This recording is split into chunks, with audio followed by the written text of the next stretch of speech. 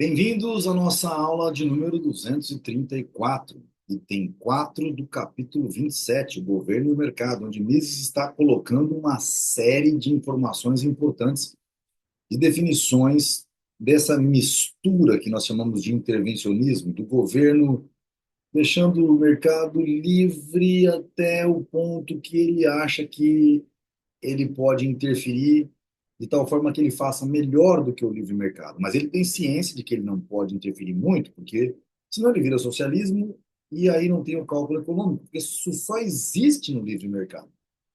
E tem quatro: a probidade, ser probo, a probidade como padrão supremo das ações individuais.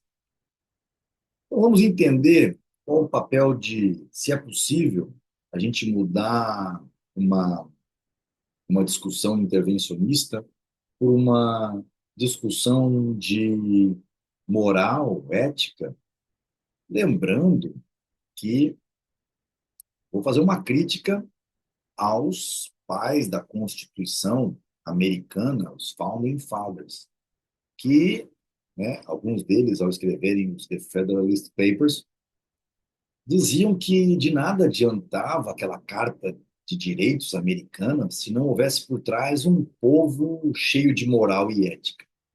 Vamos ver a crítica de Mises, de nós, liberais, minarquistas austríacos, aos conservadores? Há uma opinião muito difundida, segundo a qual seria possível, mesmo não havendo intervenção do Estado na atividade econômica, desviar a economia de mercado da direção que seguiria se fosse deixada exclusivamente ao sabor da motivação por lucro. Como? Olha de novo. Há uma opinião muito difundida, segundo a qual seria possível, mesmo não havendo intervenção do Estado na atividade econômica, desviar a economia de mercado da direção que seguiria se fosse deixada exclusivamente ao sabor da motivação por lucro. Os defensores de uma reforma social a ser realizada segundo os princípios do cristianismo ou de uma verdadeira moralidade sustentavam que as pessoas bem-intencionadas, ao atuarem no mercado, deviam ser guiadas também pela consciência. Isso é o que eu mais escuto falar.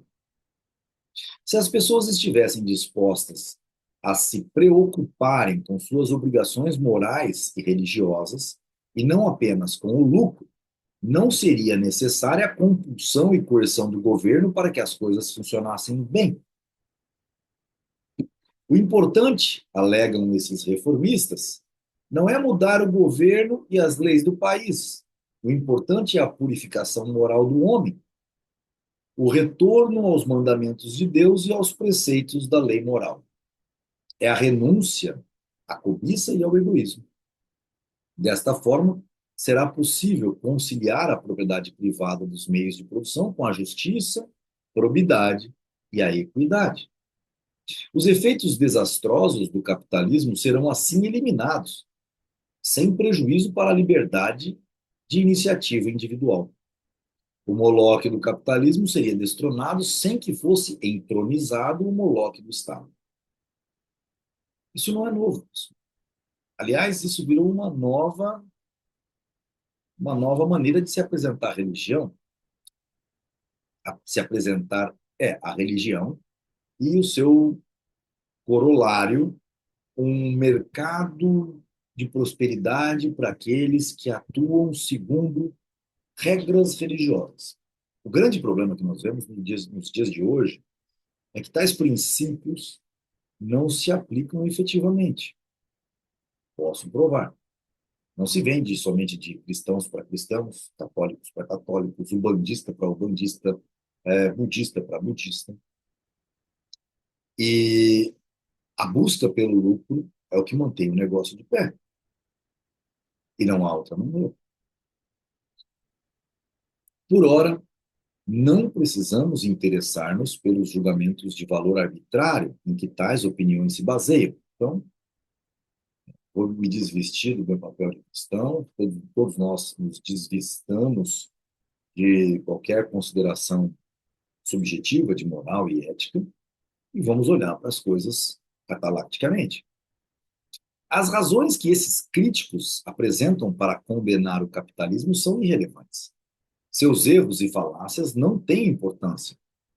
O que realmente importa é a ideia de erigir um sistema social sobre uma base dupla: a propriedade privada e princípios morais que restringam a utilização da propriedade privada. Ou seja, como é que é essa base dupla? Bom, vamos criar uma série de questões morais e éticas, onde, para os católicos, juros é usura. Então, olha, existe a propriedade privada do seu dinheiro, mas você não pode cobrar juros que sejam exorbitantes. Isso é usura. Eu não posso usar do jeito que eu quiser o meu dinheiro para emprestar.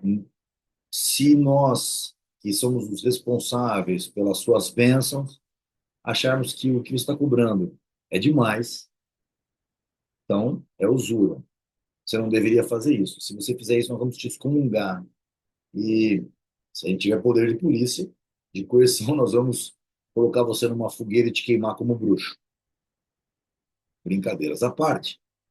O sistema preconizado, dizem seus defensores, não será socialista, nem capitalista, nem intervencionista.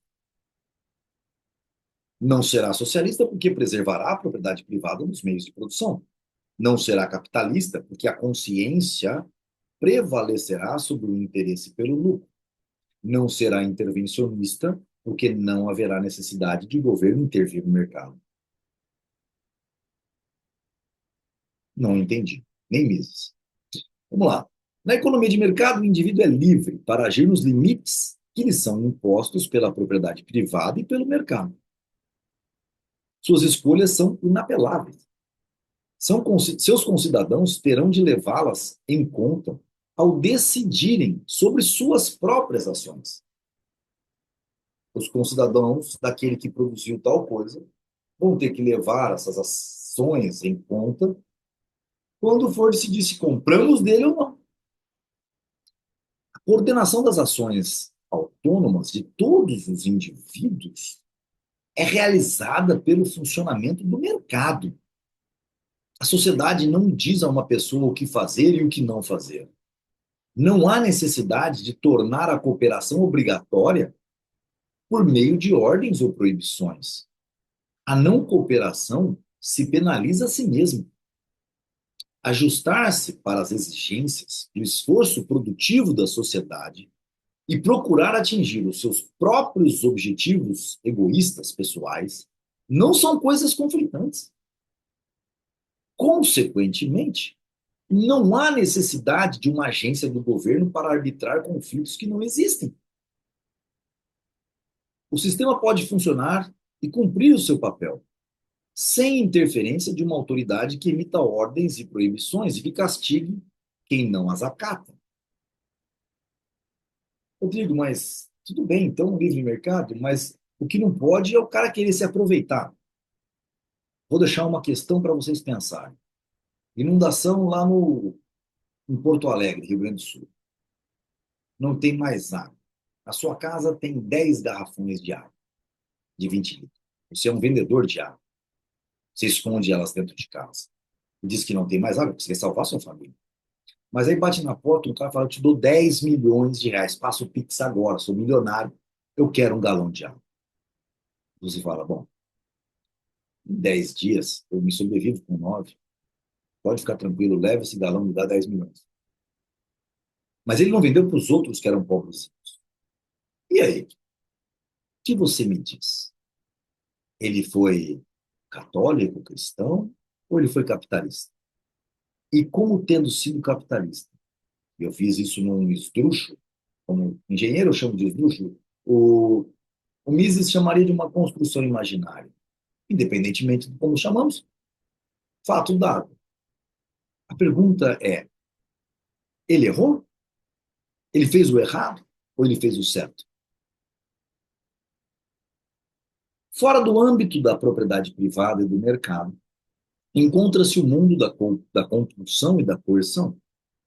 São as barreiras que a sociedade organizada construiu para proteger a propriedade privada contra a violência, a malícia e contra a fraude. é o reino da coação, bem distinto do reino da liberdade. Fora do âmbito da propriedade privada e do mercado, encontra-se o quê? Encontra-se um mundo compulsão e da coerção. São as barreiras que a sociedade organizada construiu para proteger a propriedade privada contra a violência, a malícia e a fraude. Então, fora disso, é o reino da coerção, da coação, bem distinto do reino da liberdade.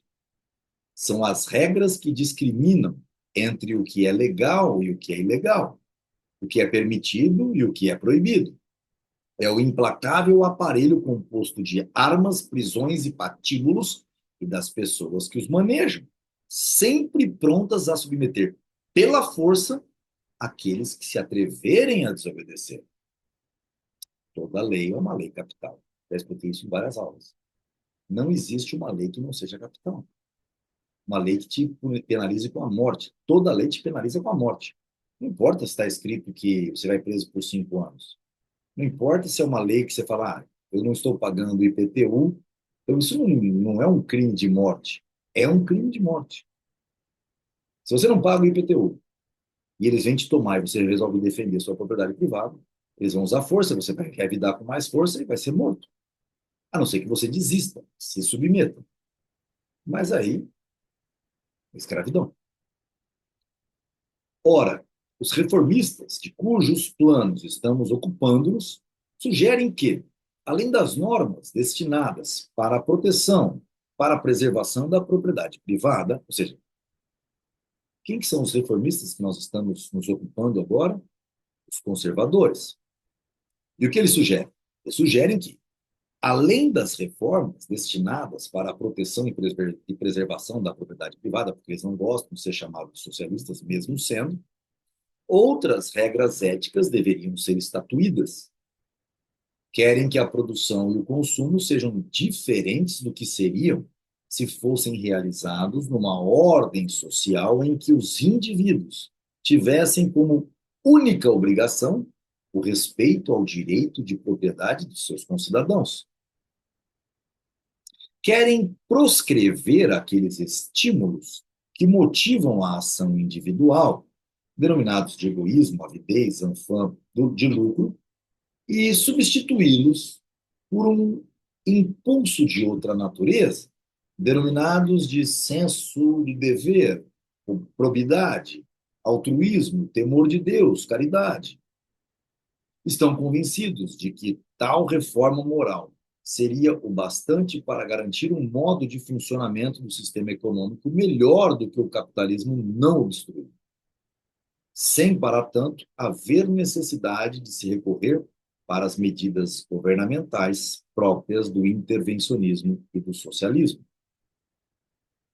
Os defensores dessas doutrinas não chegam a perceber o papel que aquelas motivações, que condenam como viciosas, vou repetir, os conservadores não chegam a perceber, os defensores dessas doutrinas não chegam a perceber o papel que aquelas motivações que eles, conservadores, condenam como viciosas do capitalismo, representam no funcionamento da economia de mercado. Então, o que o Mises está traduzindo aqui nessa frase? Os conservadores não entendem de economia. Só isso.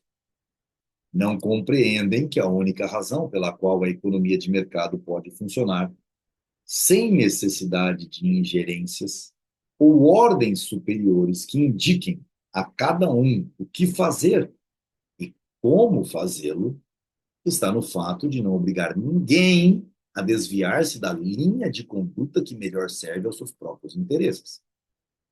Eu vou repetir e vou grifar, porque isso trata-se do egoísmo virtuoso. Esses conservadores não compreendem que a única razão pela qual a economia de mercado pode funcionar sem necessidade de ingerências ou ordens superiores que indiquem a cada um o que fazer e como fazê-lo, está no fato de não obrigar ninguém, o livre mercado, não obrigar ninguém a desviar-se da linha de conduta que melhor serve aos seus próprios egoísticos interesses. O que integra as ações individuais no sistema social de produção é o fato de cada um procurar atingir seus próprios objetivos. Ao condescender com a sua própria avidez, cada ator dá sua contribuição para que as atividades produtoras sejam ordenadas da melhor maneira possível. Por isso, no âmbito da propriedade privada e das leis que a protegem das transgressões decorrentes da ação violenta ou fraudulenta, não há antagonismos entre os interesses dos indivíduos e da sociedade. Prestem atenção. Ao condescender com a sua própria avidez dentro do sistema capitalista puro, com o próprio egoísmo, cada agente egoísta dá sua contribuição para que as atividades produtoras sejam ordenadas da melhor maneira possível. Agindo de forma egoísta, pensando só em você e no seu lucro, você dá a sua contribuição mais pura e verdadeira para que as atividades produtoras sejam ordenadas da melhor maneira possível. Por isso, no âmbito da propriedade privada e das leis que a protegem, que protegem a propriedade privada de bandidos decorrentes da ação violenta e fraude, não há antagonismo entre os interesses dos indivíduos e os da sociedade. É no livre mercado, onde as pessoas são egoístas em busca do lucro, é que melhor atende a sociedade como um todo. A economia de mercado se converteria numa confusão caótica se essa prevalência da propriedade privada, que os reformistas denigrem como sendo fruto do egoísmo, fosse eliminada. Ou seja, não pode cobrar juros de 10% ao mês, isso é usura. A economia de mercado se converteria numa confusão caótica se essa prevalência da propriedade privada, que os reformistas denigrem como sendo fruto do egoísmo, fosse eliminada. Simplesmente porque não se poderia instaurar uma ordem social satisfatória e eficaz apenas incitando as pessoas a escutarem a voz da consciência e a substituírem a motivação pelo lucro por considerações atinentes ao bem-estar geral. Não bastaria estar o indivíduo a não comprar, não bastaria instar, obrigar um indivíduo a não comprar pelo menor preço e a não vender pelo maior preço. Não bastaria instar-lhe a não buscar lucros e a não evitar perdas. Seria preciso, então, estabelecer sem ambiguidade as regras de conduta que fossem aplicáveis em cada caso concreto. Diz o reformista, o empresário é desalmado e egoísta quando, aproveitando-se de sua própria superioridade, de produzir mais e melhor e mais barato, vende por preços menores do que os de um competidor menos eficiente, forçando-o assim a encerrar suas atividades. Que sem coração! Pois bem, mas como deveria proceder um empresário altruísta? Não vender nunca por um preço menor que os seus competidores? Ou será que existem situações em que seria justificável procurar vender por preços menores que os seus competidores? Não faz sentido. Protecionismo nos Estados Unidos, eu estou vendo tantos do grupo falar essa bobagem que eu tenho vontade de chorar. Diz ainda o reformista. O empresário é desalmado e egoísta quando, aproveitando-se da situação de mercado, procura vender por preços tão altos que as pessoas pobres ficam impedidas de comprar sua mercadoria. Estou dando um exemplo de como eles são loucos. Se faz uma coisa é porque eles não têm alma com os competidores. Se fazem a outra é porque eles não têm alma com as pessoas mais pobres. Subjetividade, relatividade, relativismo, isso não leva ninguém a lugar nenhum. Voltar para o passado para discussões inócuas e bobas que vêm dos conservadores. Diz ainda o reformista, o empresário é desalmado e egoísta quando, aproveitando-se da sua situação no mercado, procura vender por preços tão altos que as pessoas pobres ficam impedidas de comprar sua mercadoria. Mas como deveria proceder o bom empresário? Deveria presentear com a sua mercadoria todo mundo? Por menor que seja o preço solicitado, sempre haverá quem não possa comprar, ou pelo menos não tanto quanto compraria se o preço fosse ainda mais baixo. Bom, o que ele está dizendo aqui é o seguinte: a história da água a 1 milhão que ele vendeu e agora ele bota 100 mil. Tem mais gente que tem 100 mil para pagar pela água do que aquele cara que tem 1 milhão. Mas aquele cara vai dizer assim: eu compro 3 águas, tá aqui o dinheiro. Eu te compro uma por 1 milhão e mais duas, mais três por 100 mil cada um. Esse é o ponto. Nunca ninguém vai fazer isso, porque se ele vendeu por 1 milhão a primeira, sempre é um leilão no mercado. A segunda água vai ser vendida por quem paga mais na margem.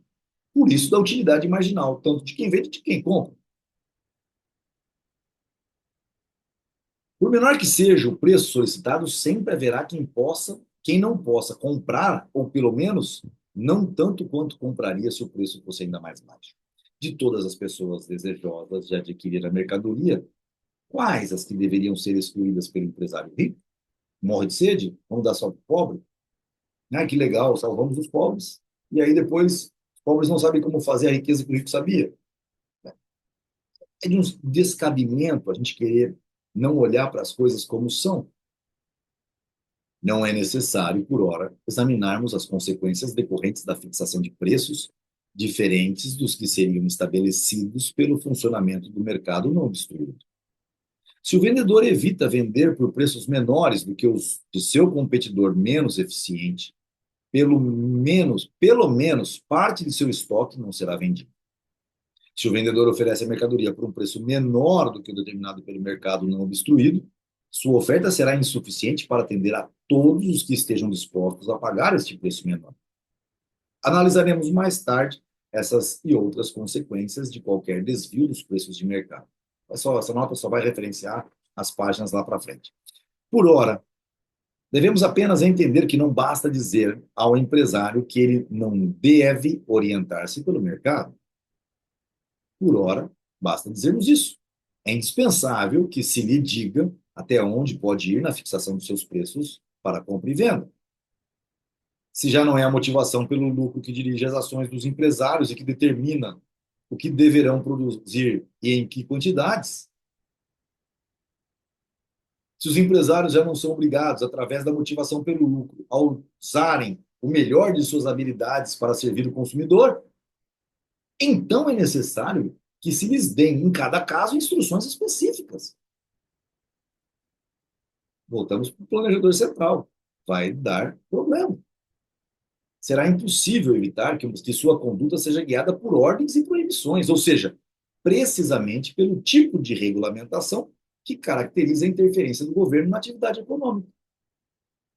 Ou seja, toda tentativa de evitar essa intervenção, apelando para a voz da consciência, para a caridade ou para a fraternidade, é inútil.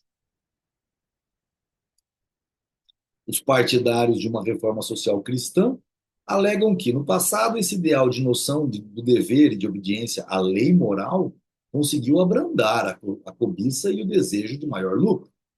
Todos os males do nosso tempo seriam causados por um afastamento dos preceitos da religião. Se as pessoas não tivessem desobedecido aos mandamentos e não tivessem cobiçado ganhos injustos, a humanidade continuaria a usufruir da bem-aventurança que desfrutou na Idade Média, segundo eles, quando pelo menos a elite vivia segundo os princípios do Evangelho. Bom, qual a solução? Bastaria, portanto, retornar para aqueles bons tempos e cuidar para que nenhuma nova apostasia privasse os homens de seus efeitos benéficos. É desnecessário analisar as condições sociais e econômicas do século XIII, louvado por esses reformistas como a melhor época de toda a história. O que nos interessa apenas é a noção de preços e salários justos. Foi levantado. Noção essa fundamental nos ensinamentos dos teólogos e que os reformistas querem converter em padrão supremo de conduta econômica. É evidente que, para os que a defendem, essa noção de preços e salários justos está, e sempre esteve, relacionada com uma determinada ordem social que consideram como a melhor possível. Recomendam a adoção do seu projeto visionário e a sua preservação para sempre. Mudanças futuras são inconcebíveis. Qualquer alteração do melhor estado de coisas possível só poderia significar uma deterioração. A visão de mundo desses filósofos não leva em conta a incessante luta do homem para melhorar as suas condições de vida. Mudança histórica e melhoria geral do padrão de vida são noções que lhes escapam aos conservadores. Denominam de justo todo modo de conduta compatível com a tranquila manutenção de sua utopia, e de injusto tudo mais. Entretanto, a noção de preços e salários justos são justos, que aqueles que não são filósofos têm em mente, é muito diferente. O não filósofo entende por preço justo aquele que melhora, ou pelo menos não prejudica sua receita e sua posição social. Qualquer preço que coloque em risco sua riqueza e sua situação é considerado como injusto. Considera justo que os preços dos bens e serviços que ele vende aumentem e que diminuam os preços dos bens e serviços que compram, aumentando seu lucro. Para o agricultor, nenhum preço do trigo, por maior que seja, parecerá injusto. Para o assalariado, nenhum salário, por maior que seja, parecerá injusto. Mas o agricultor rapidamente denunciará qualquer queda no preço do trigo como uma violação das leis humanas e divinas. E o assalariado se revolta quando seus salários diminuem. Todavia, a sociedade de mercado não tem outro modo de ajustar a produção para as mudanças nas preferências dos consumidores. As mudanças de preços no mercado fornecem para as pessoas, fornecem às pessoas a restringirem a produção de artigos menos desejados e a expandirem a produção de artigos que os consumidores desejam com maior urgência. O absurdo de todas as tentativas de estabilizar preços consiste no fato de que a estabilização impediria qualquer nova melhora e resultaria em rigidez e estagnação. A flexibilidade dos preços e salários é o meio pelo qual se processa o ajuste, a melhoria e o progresso. Condenar como injusta qualquer alteração nos preços e salários e desejar a preservação do que consideram justo equivale, na verdade, a combater as mudanças que poderiam tornar as condições sociais mais satisfatórias. Nada há de injusto no fato de que tenha prevalecido por muito tempo uma tendência de os preços agrícolas se estabelecerem num nível tal que a maior parte da população do campo se tenha deslocado para trabalhar nas indústrias de transformação. Se não fosse por essa tendência, 90% ou mais da população continuaria trabalhando na agricultura e as indústrias de transformação não se teriam desenvolvido. Todos os estratos da população, inclusive os agricultores, estariam em pior situação. Se a doutrina escolástica do preço justo tivesse vigorado, a crítica muito aos católicos aqui, as condições econômicas do século XIII ainda prevaleceriam. A população seria bem menor do que é hoje e o nível de vida seria muito inferior.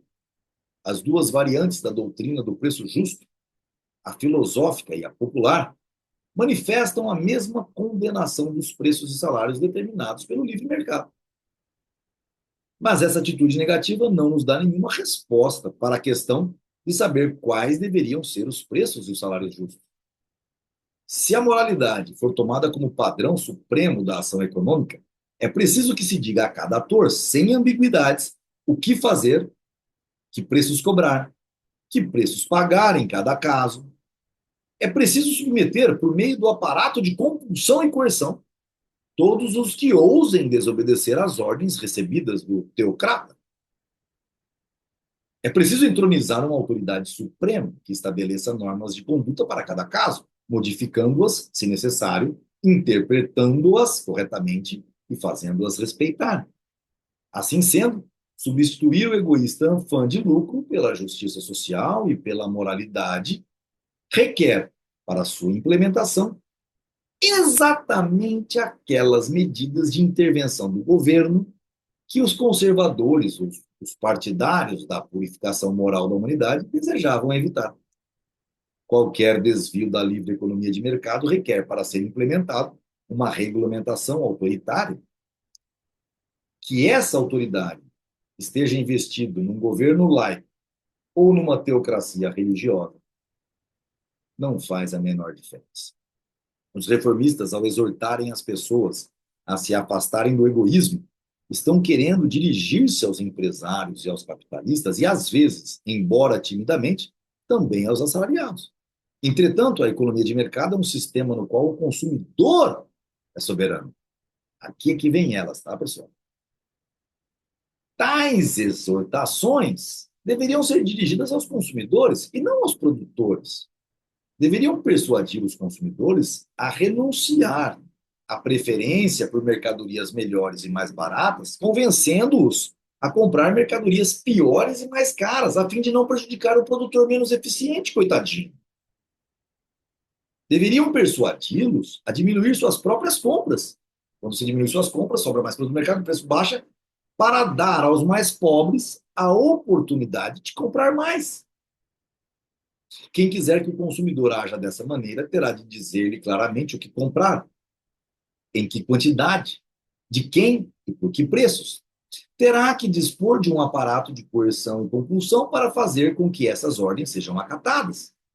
Mas, se assim for, terá adotado exatamente o sistema de controle autoritário que a reforma moral pretendia tornar desnecessário. O grau de liberdade que os indivíduos podem usufruir num contexto de cooperação social depende da harmonização do ganho privado com o bem público. Na medida em que o indivíduo, ao perseguir o seu próprio bem-estar egoísta, aumenta também, ou pelo menos não prejudica, o bem-estar de seus semelhantes. As pessoas podem dedicar-se às suas atividades como bem entenderem, sem que isso coloque em risco a preservação da sociedade e os interesses alheios. Surge assim um reino de liberdade e de iniciativa individual, um reino no qual o homem é livre para escolher e para agir como bem entender. É a existência dessa liberdade que os socialistas e intervencionistas desdenhosamente intitulam de liberdade econômica, que torna possível a existência de todas as demais liberdades compatíveis com a cooperação social sob o signo da divisão do trabalho.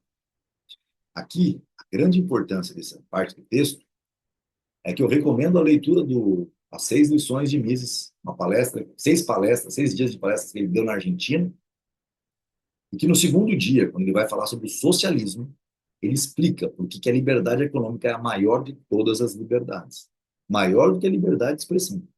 Eu não vou dar esse exemplo aqui, convido vocês a lerem todo o livro.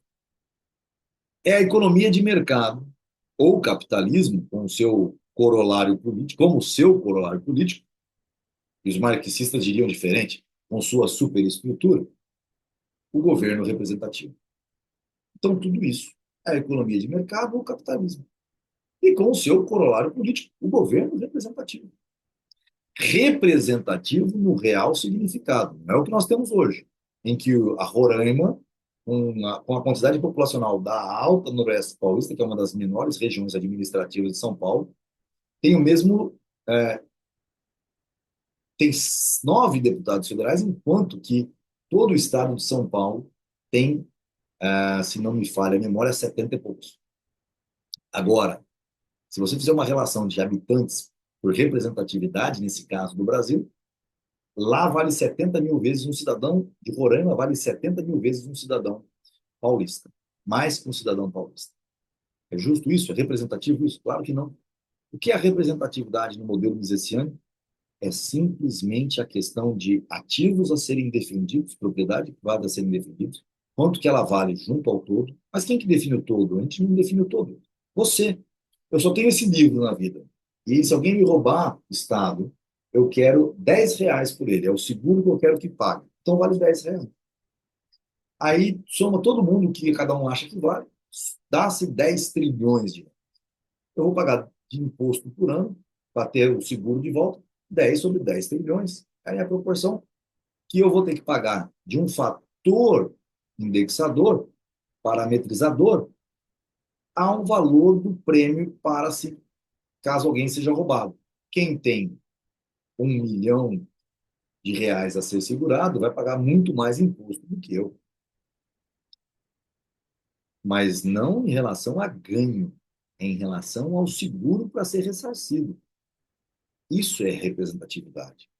Mais ricos, mais votos, porque tem mais a perder. Rodrigo, isso é injusto. Não, não é injusto, porque o Estado só teria o papel de proteger a propriedade privada contra esbulhadores e fraudadores. Perfeito? Posso discutir depois sobre sindicância, sobre zeladoria. Também seria um outro papel do Estado que a gente poderia discutir dentro de um condomínio. Mas deixamos isso para depois. Os que alegam existir um conflito entre a avidez dos vários indivíduos, ou entre a avidez dos indivíduos, de um lado, e o bem comum, de outro, não têm alternativa a não ser propor a supressão do direito de os indivíduos escolherem e agirem por conta própria. Então, terão de substituir a livre escolha dos cidadãos pela hegemonia.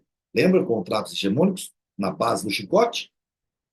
Então, os cidadãos pela hegemonia de um comitê central de produção. Na sua visão de uma boa sociedade, não há espaço para iniciativa privada. A autoridade ordena e todos são obrigados a obedecer, independentemente se essa autoridade é baseada num ser que fala direto com o Criador, ou com Geist, ou com qualquer coisa metafísica. Tá certo? Agradeço a aula, muita atenção. Essas aulas desse capítulo são maravilhosas, porque Mises está delineando sua doutrina política. Quer a gente consiga enxergar, quer não. Um grande abraço a todos, até a nossa próxima aula.